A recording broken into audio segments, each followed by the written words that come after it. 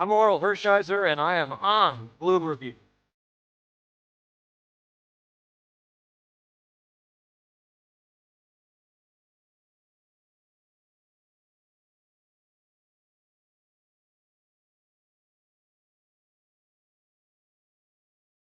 Hey, this is Sean Green. You're watching the Blue Review. Uh, uh, Uh, uh, uh, uh, uh, uh, bring. Pew, pew, pew, pew. All That's kind of lasers a sweep. Those are for a sweep. for a Pew, sweep, a pew, pew, sweep pew. of the Tampa Bay Rays. Welcome everybody to the Blue Review presented by LAX. I'm Marcus Grant. That is Greg Bergman, and a sweep of the Rays, a sweep of a good team. I mean, it's a team, Greg, that's still very much in the mix for a playoff spot. They're very much in contention in the AL East. All three games. Very tension filled, very pressure packed, but the Dodgers get three in a row, and that feels good. No, yeah, it feels great. And by the way, because how close it was for the Rays for their division, because they got swept and because the Yankees won four in a row, it's now a 3.5 game lead. So it's very much because of this series that they're back where they are. So the Rays are a good team, and we saw they had good pitching, they had pretty good defense. The Dodgers just kept doing everything they need to do, and were just a little bit better. All right, so Yankee fans, say thank you. If you're not Yeah, all exactly. if you're not all somewhere stuck in Midtown Manhattan for the Knicks parade this morning. If you're not hammered, if you're not falling over yourself, whatever is going on there. I mean, we understand it, Marcus. We've been at the last two parades, so they get wild up there. They do. I mean, if it's for a fan base that hasn't seen a championship in 53 years, I was telling you before the show, I'm getting pictures from a friend who flew back to New York specifically to be at the parade, and he's sending me pictures. And just from the photos that I'm seeing, most of the people in the crowd probably don't look old enough to have been alive the last time the Knicks won a championship. So, and they're the ones going to go crazier than anything. 100%. They 100% but also, are. I was talking to my boss in Bristol this morning, and he was saying that, you have to remember too, not only are the Knicks there and all the New Yorkers, there's people from other countries for the World Cup. So it's going to be even bigger. And if they're anything like the Scottish people in Boston who just bought up all of the beer and actually took away like 4 different bars, they wiped clean of alcohol. It could get crazy in New York. It could get crazy. Yeah, the Scots are there. I know are in Boston. The Brazilians have overtaken New York City. So it could be wild. It could be absolute scenes there. We'll get to the Dodgers, though, because that's why we are here. But first, I want to let you know the Blue Review is powered by LAX. The LAX Skylink train is currently in testing, preparing to provide a direct, fast, and free connection to the new rental car center, the airport terminals, and the LA Metro. For more information, visit lawa.org/ESPN. All right. Dodgers, a 5-4 winner over the Rays yesterday afternoon. So first off, one, they win. Two, Greg, it was done by what? 2:33-ish, something like that. So you had a whole afternoon evening to just relax and just do whatever you want to do. But let's start out with Shohei, because the last couple of Shohei starts have not looked like what we were used to seeing at the start of the year. Look, I would say the last couple of starts are the kind of outings that most pitchers would take on any given day. But we have become accustomed to bigger and better things from Shohei. Is this just kind of a hiccup from him, or are there things that we should be worried about now? So, I mean, I think there's always going to be some little things to be worried about. First of all, you have the bloody blister on his middle finger, and then, you have the knee issue. But also, if you look at these last two starts, the two starts where he's giving up four runs in both those starts, they're all in 1 inning each. Everything else is just typical Shohei, just knocking dudes down, not giving up anything. But there's that 1 inning both times that he gives it up. And I think there's a couple different things here for me, Marcus, is that what do you do with him? Because it's obviously not healthy. The knee, the finger, all things that are doing, but he's still pitching and performing well. But what do you do? I think there's 2 different options of things that you can do, or actually it's 3. Do nothing. Just let him keep doing whatever he wants to do because that's what they're gonna do. Put him on the 15-day IL and just say, hey, get that knee cleared up, get that blister cleared up, let everything heal. You come back, you're all good. Or do you just skip a start of his? And that essentially gives him 2 weeks off from pitching, lets the finger heal. That doesn't heal the knee, but it heals the finger. Yeah, I mean, I think they do seem very hesitant to want to put him on the IL. I don't know if this is because Shohei is insistent that he can work through this. I don't think it can be a concern about, the team falling apart, right? There's still enough talent on this team, and you've got a sizable lead in the division that I don't think that is really the concern. They do seem very hesitant about putting him on the injured list. I will say the thing that makes me sort of concerned is Dave Roberts saying the knee issue does not appear to be a long-term concern. You know how that goes. Right, which means he could be having ACL surgery any day now. So that's the only. Hey, don't put that in the air. Come on now. My bad. What are we doing here? I take it back. I take that part back. Thank you. You can do it about Glass now. You can't do it about Shohei. There's levels to this, Marcus. Yeah, so that makes me a little bit concerned, but it does seem. I guess my concern is that this does seem to be a thing that's going to linger, right? Because again, he does everything. You expect him to hit most days, and then he's going to pitch once a week. That there's so much stress put on his body that it does seem hard to get him to rest. So it feels like an IL stint is the only way to kind of force him to sit down and do it. But I don't know that he's going to be, that he will willingly do it. It does seem like a thing where the team's going to have to basically say, Shohei, look, I know you want to play. I know you want to help this team. For the good of the ball club, take the next 2 weeks off. That feels like the only way to get him to sit down. No, I think you're right, and they're going to do whatever Shohei wants. I guess there's another way too. You have the All-Star break coming up. Now he's obviously going to play in the All-Star game but you can also do it strategically and I was talking to Jeff Spiegel about this on his Bleed Dodger Blue podcast. You can skip his last start before the All-Star break, and then you have the All-Star break, and then possibly even skip the start after that.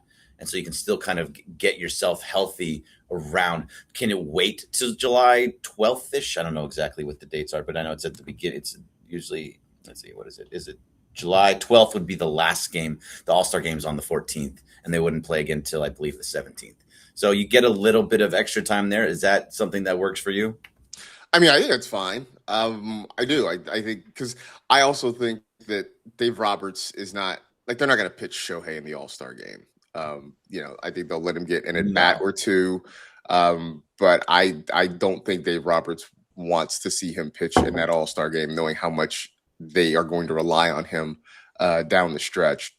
So I think that's fine. You have him skip that turn. He doesn't pitch in the All-Star game.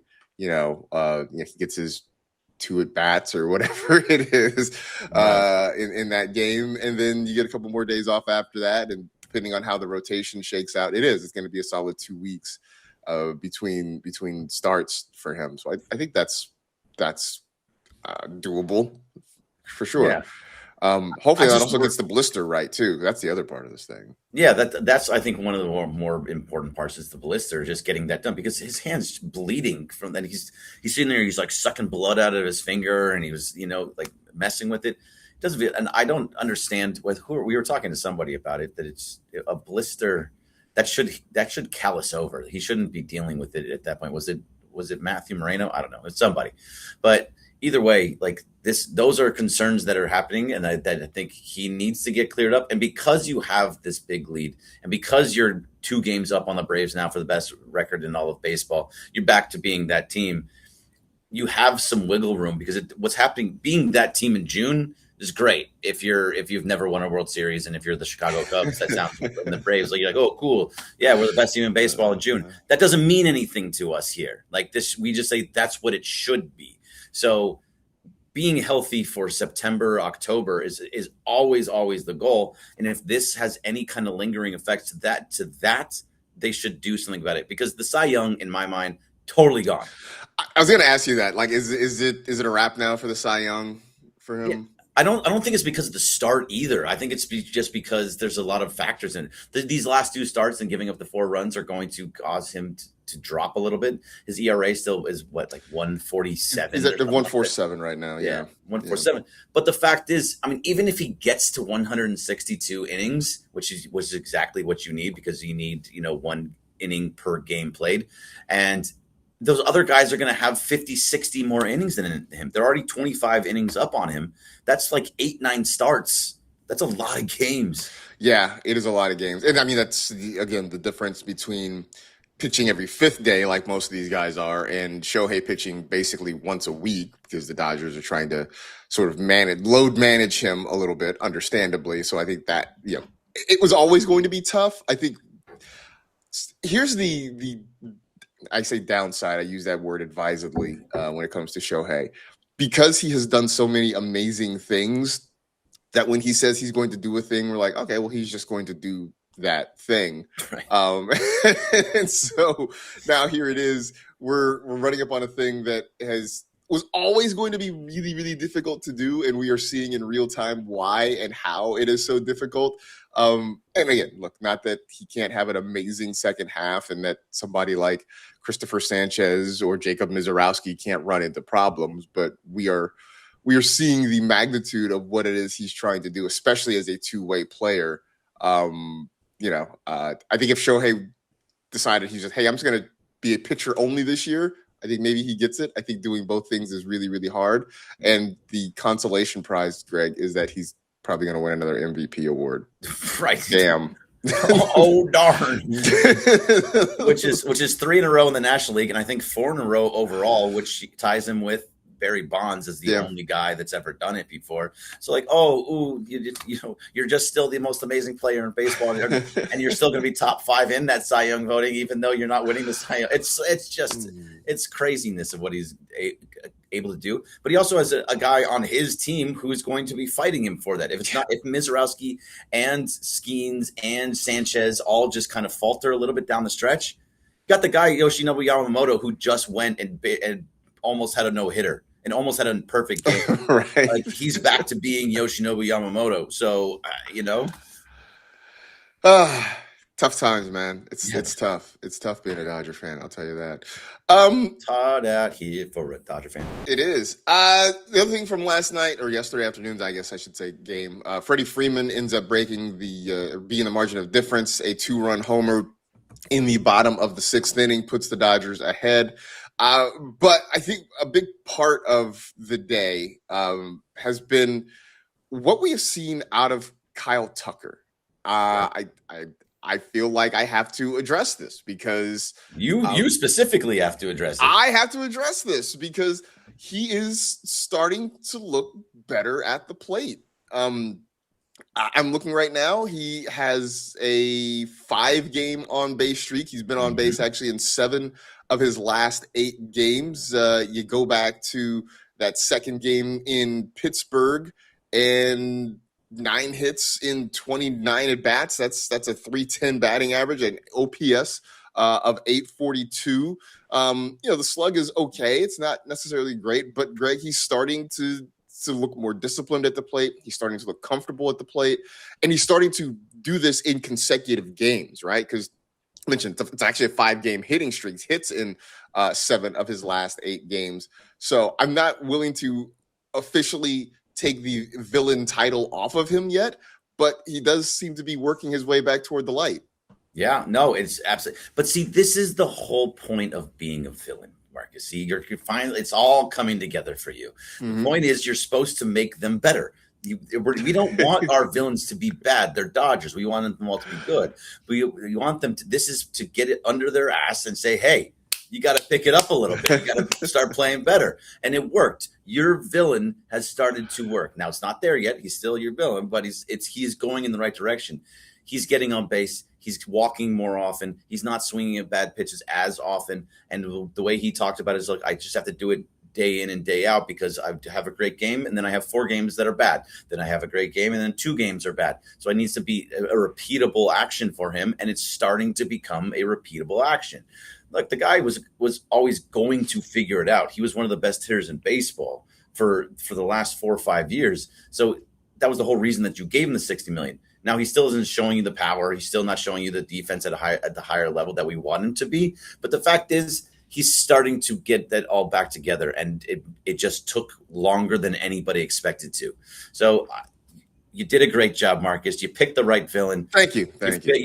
You put him got his headspace right. So well done. Good job on you. I think my ring size is it's 10. In case anybody in the Dodger organization is listening, I'm accepting all donations at this point in case it turns things around. The other part of this is the bullpen. Has held it together the last couple of days, especially after having that rough patch. But we saw it last night, 2 nights ago, in the 1-0 win, the bullpen locking it down. Last night, after Shohei left, the bullpen went the rest of the way. They went another 3 scoreless innings.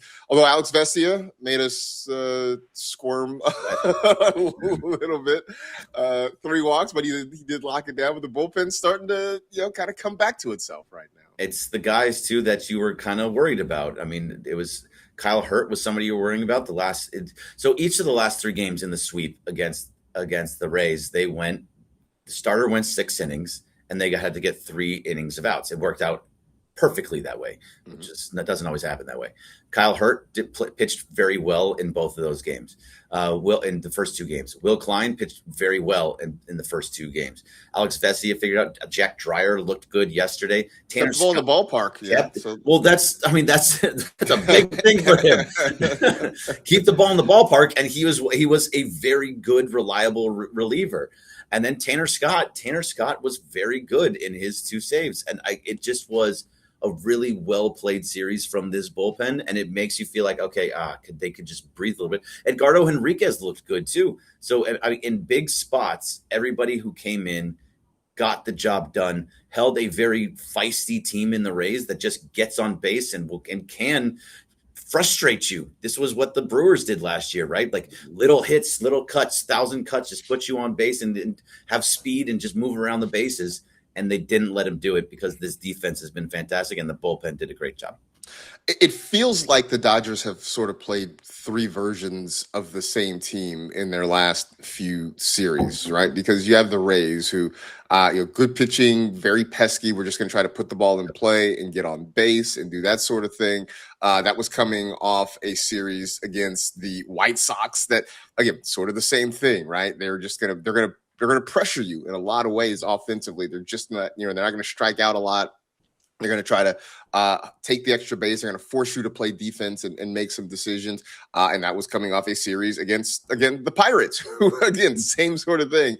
It's like they've played the same team, 9-10 games in a row at this point, and overall successful against all of them. But it's been interesting to watch how teams are sort of attacking the Dodgers and forcing them to sort of play almost flawless baseball in all 3 phases. They got to score runs. They got to pitch well. They've got to play good defense.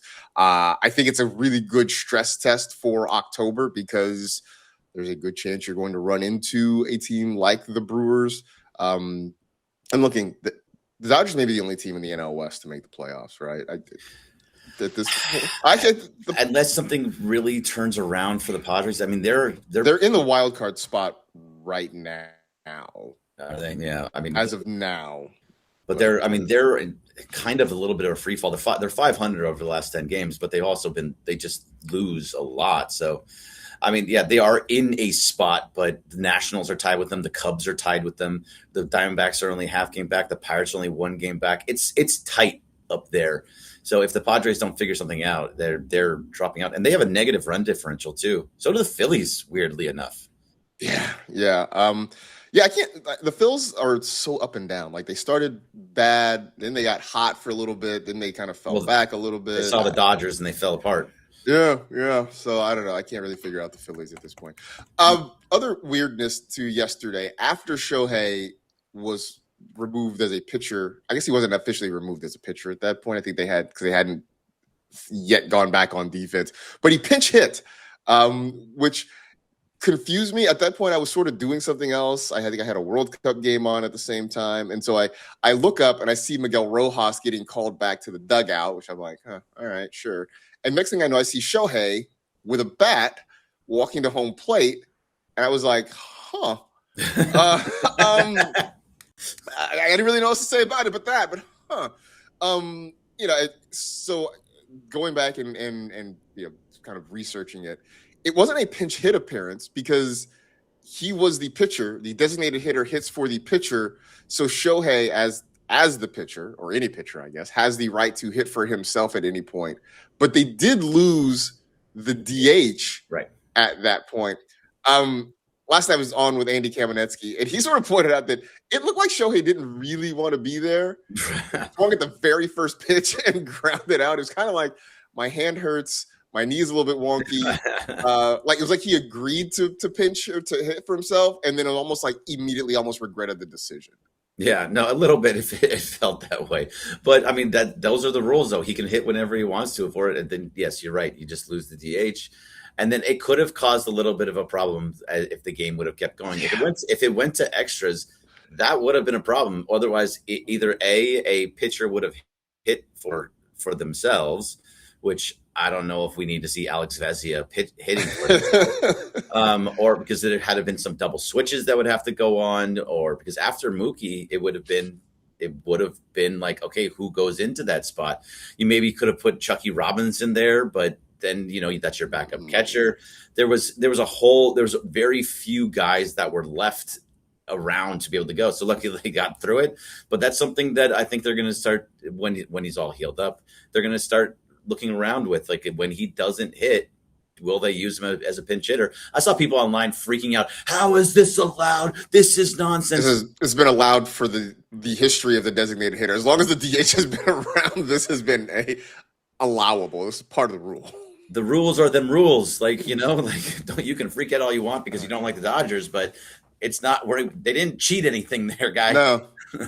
They played within the rule. I mean, this could have been, years ago in the American League where I don't know, if the Red Sox wanted Roger Clemens to just hit for himself or something like that, that could have happened. They just would have had to have their pitcher hit. Part of me was secretly, it was a one-run game, so maybe not. But part of me was like, what happens? Like, can Engardo Henriquez swing a bat? Like, what happens if it gets to this? If it came back to him? Yeah, how would that have gone? So, like, there was part of me that was secretly kind of wanting to see it, but also part of me is like, it's a one-run game. Let's not fool around with it on a day like today. Right, exactly. So there's that.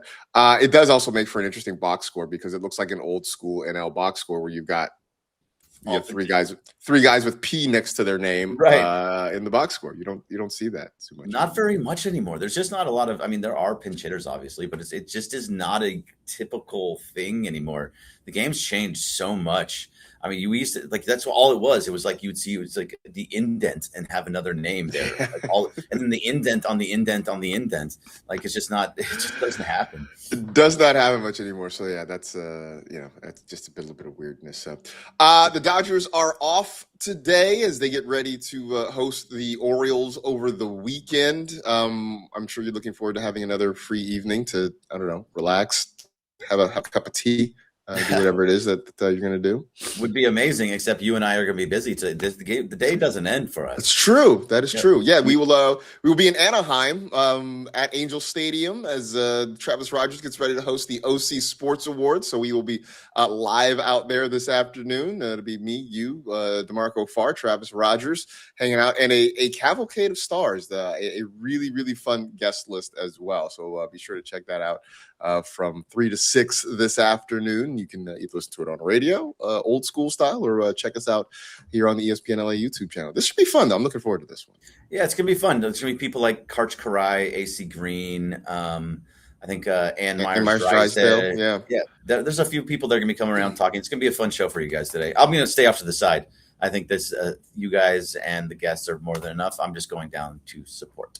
Cool. Very cool. Well, looking forward to that. So be sure to check that out as well. Of course, off day today. Back with you tomorrow. We'll find some things to chat about. I don't know. We may become knee surgeons or something like that, orthopedic surgeons. Note to Art Carino in the jersey. Probably not wearing. Oh, maybe I will wear the tree color. Probably not for the event. Maybe I'll just throw it on at home. The Mexico jersey today. I know they are playing. Big day, actually. It's Mexico versus South Korea, which is a huge day in Los Angeles. So, massive day. Stay if you want to have fun, go to K-Town. If you don't want to, if you want to be away from all that, it's going to be wild. There's going to be places everywhere where this game is going to cause the city to explode. So it should be a lot of fun. And as somebody who's a neutral observer, I just want to go and be part of the event and have some good food. That's my whole thing. But that should be absolutely a lot of fun. Anyway, that'll do it for this edition of the Blue Review presented by LAX. Stick around for the Sedano and Cap morning extravaganza. Thanks to everybody in the chat for hanging out. Thanks to Tim and Junior for production assistance on it this morning. Back with you tomorrow. For Greg, I'm Marcus. We'll see you tomorrow morning, 6:30 to 6:55 here on the ESPN LA YouTube channel. See ya. See ya. Yeah.